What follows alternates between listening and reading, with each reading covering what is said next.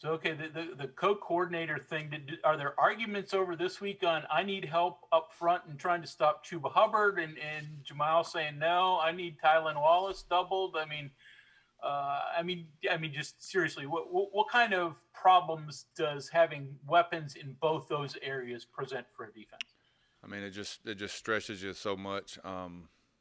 Trying to figure out, where do you put your emphasis, because you can't focus on one spot with their skill players. Um, it's really, you just kind of, you got to try to kind of pick your spots is the best way to put it. And you're probably never going to be right 100% of the time. So I mean, with their talent level, their speed, athleticism, um, running back, quarterback, receiver, the whole thing makes it tough. And now to John.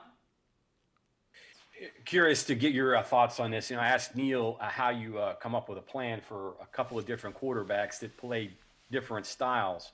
You only got so much time to devote to that, but I would guess that dealing with the dynamic pass run guy is really is the nightmare for coaches when you have to get those guys prepared for guys like that, and to not know whether he's going to play or not. Just walk me through that a little bit. What your thought process is there? You you just have to prepare for a little bit of everything, best you can.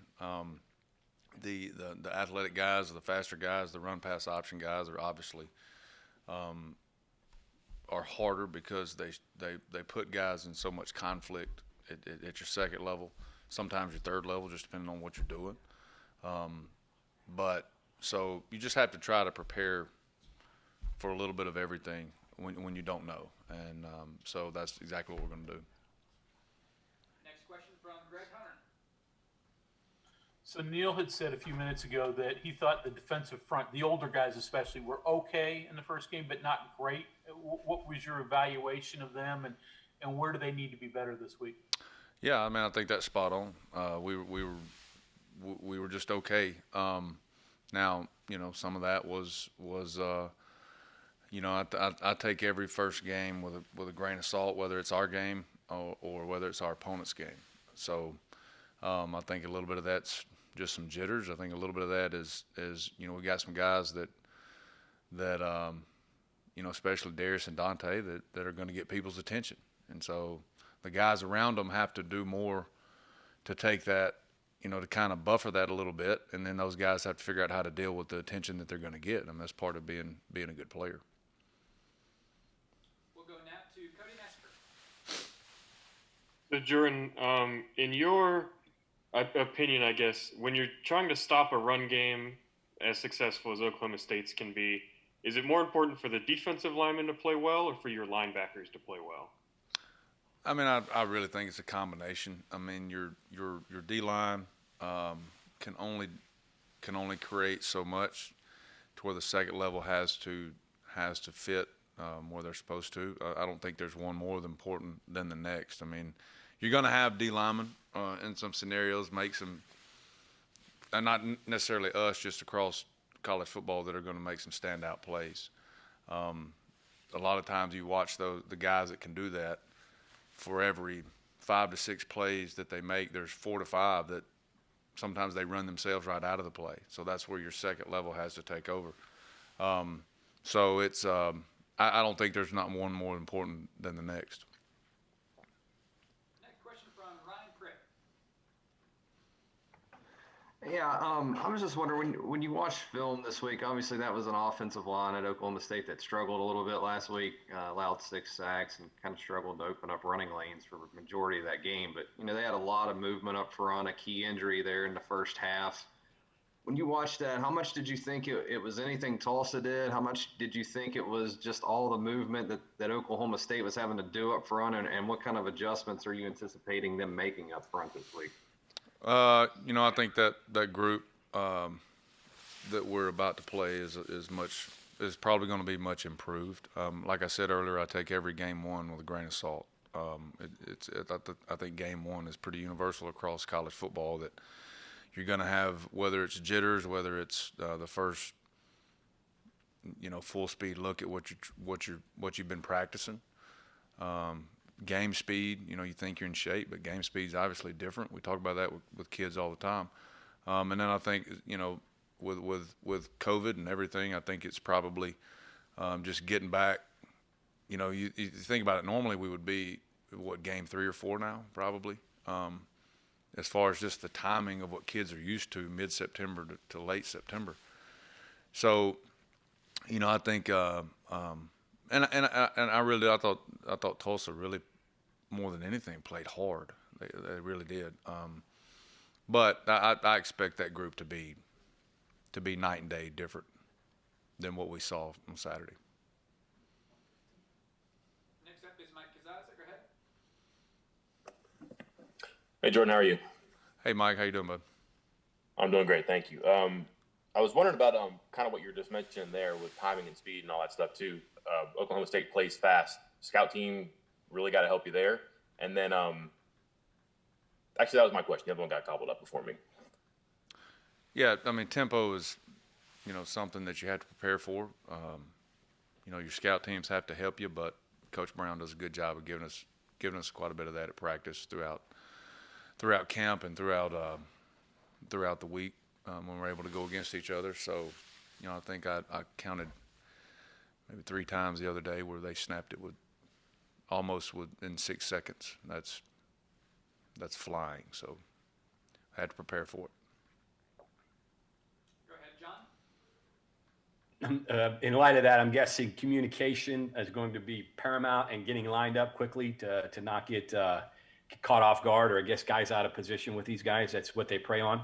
Mm-hmm. Oh yeah, that's what tempo does to you. It kind of, it makes you kind of hone in on what you're trying to do, and you got to get it in. You got to get communicated, and you can't have too much. And once they get going downhill, it's tough to stop. Curious, real quick. A lot of it has been talked about Hubbard, but their backup played pretty well in that game against Tulsa. What's your thoughts on the running game overall? Not just Hubbard, right? He's really good. He had a couple of runs the other day that were really impressive. Hits it downhill, has a combination of speed and power, a lot like Hubbard. Tough to tackle. If you give him a vertical seam, it's tough. So gotta try to, take, that's weapon after weapon after weapon. So. Back to you, Greg. So Jordan, in terms of the tempo thing, in the past you could sort of concentrate, exclusively on rotating your defensive line and hustle them in, hustle them off against tempo. Now that you're also calling plays or calling defenses, at least part of it, do you have to have help in somebody, substituting people in? How are you going to work that logistically? Because you got to obviously substitute those guys when they're going tempo. Yeah, I mean, our guys are on the sideline. Help with that, Jeff Kuntz helps me with that. Always, they always have an idea of what the substitution is going to be, who's going, when they're going, and then you got to pick your spots, whether it's dead ball or field position, whatever, hash. It doesn't matter. You have to be pretty on point with it. But that's something that we practice as the week goes, and we even back to camp. So. Go ahead, Darren. Coach, you mentioned the scout team and the importance of them this week. Will you have a guy like Garrett or Matt maybe mimic all 3 quarterbacks with Sanders and Bullock and Illingworth? Just sort of how do you prepare for those guys when you don't know who's going to play? Going back to what I said earlier, you have to try to prepare for all 3. I think it's probably you have to prepare for the run pass first, because that's the hardest, and that's probably where you got to spend the most energy. But yeah, we'll prepare for 2 or 3, all 3 guys that they have. Back to you, John. Last one for me, getting back to the tempo. I know it's important when you have eyes above to be able to see what's going on to help you out. Is it more comforting having a guy like Jeff Castile, who's had a lot of experience dealing with tempo and being a coordinator, up there to help you see what you need to see and help you get your guys lined up and ready to go? Oh yeah, yeah. He was just been great. It's great to have that experience. I mean, guys that you look back to all their teams and even the leagues that he's coached in, he's got a ton of experience with it. It definitely helps. Definitely helps. He has a pretty good idea of when they seen it enough to when they do that, where they're trying to hit you and attack you. And so, good information. Curious, what are some of the things that you're interested in getting from him? What do you want to see? What are the things that are helping you make your calls? I mean, I think his background and being a coordinator and calling it, and his position he coached is in that core of the defense. Being, when I say core, D line linebackers, first, second level. So just general information for the most part. Where are they hitting you? If you did get hit, where was it? What was the schemes? And then obviously you're going to have wrinkles that you have to adjust to every week. So you got to find out immediately what those are, where they're trying to get you, and he's done that for years. So that's something that helps a lot. Back to you, Mike. Jordan, you got them late last season, so there might be some stuff that you could find valuable as far as teaching guys quickly and what can they remember from last time. But is that advantage negated at all just because you have Wallace this time? You didn't have Sanders. You might have him this time. You might not. New guy triggering the plays on offense. Does it help? Does it hurt? You're asking on last year's game? Yeah, I mean, getting them in game 11 last year versus 2 this year, it's pretty close in the schedule.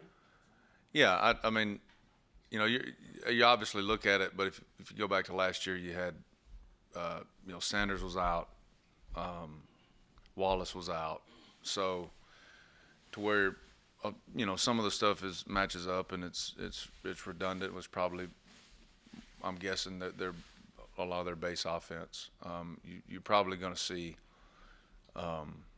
more of the guys that were not there, as far as plays or play sets or formation, whatever it may, just general offense that's kind of built around those guys. So you go back and you look at it, does it match? Some of it, yeah. Some of it, no. So it's probably, flip a coin, 50-50.